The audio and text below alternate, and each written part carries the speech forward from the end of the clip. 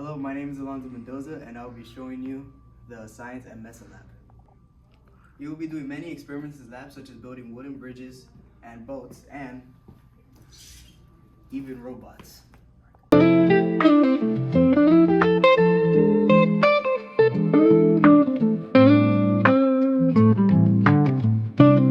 These are the books that you will be using for science class.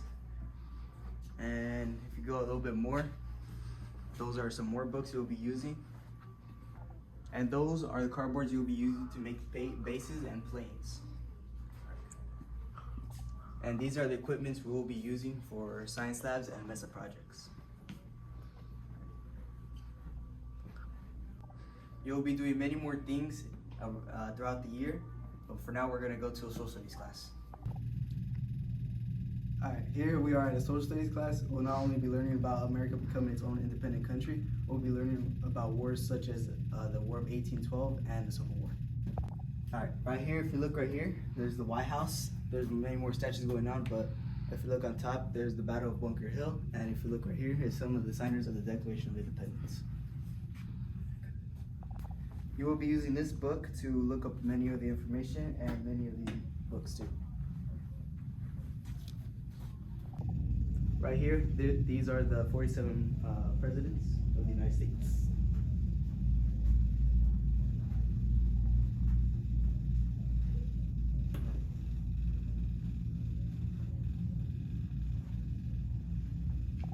And right here is Mr. Cap's collection of the presidents.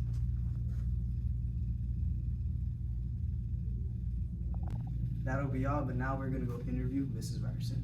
Yes, sir. All right. Question one is, at one point of your life, when did you choose to be a teacher?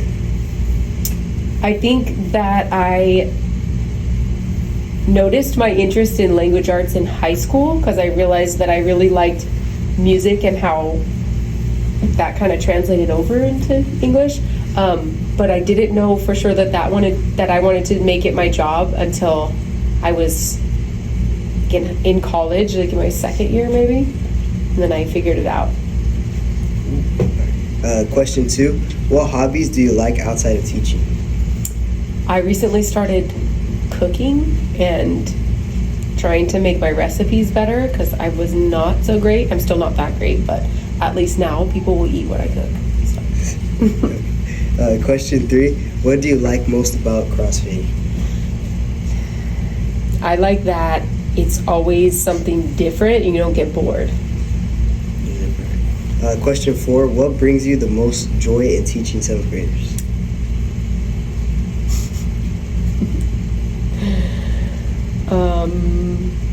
I don't know if you're going to want to use this answer, but I like it when I hear when you guys think that I'm not listening and the way that you guys talk to each other, because sometimes it's nice even though you know that no one's listening or you think no one's listening, but I like to hear you guys helping each other out. I mean, sometimes that doesn't always happen. Obviously, there's stuff that I hear that is not so nice and then I do have to step in, but I like when I hear good things happening when you think no one's listening. Question five, was there another career that you wanted to do? If so, why did you stop pursuing it? No, I never changed my major in college or any of that. I just kind of set my mind to it and did it. Educational questions. Number one, what is your favorite fictional book to read to the class? Well, we just read Call It Courage, and that one was good. But we just also read a short story, so not really a book. I know you wanted a book, but Lamb to the Slaughter is a very good short story that's really cool. But we also usually read War of the Worlds at the end of the year, and I like that one. Do you guys remember that one? Oh. Yeah, I remember that. Question two, how do you make an essay really good? Follow the prompt. Question three, what words would you want your students to include when writing? I think sentence starters that help you stay on track when you're citing evidence, according to source one, things like that. And then also transitional sentence or transitional phrases like in addition, stuff like that. Okay. Question four, if you would want to talk to your old teachers, who would it be and why? Some of them I do talk to. Mrs. Ross was my 8th grade English teacher. Yeah. Uh-huh.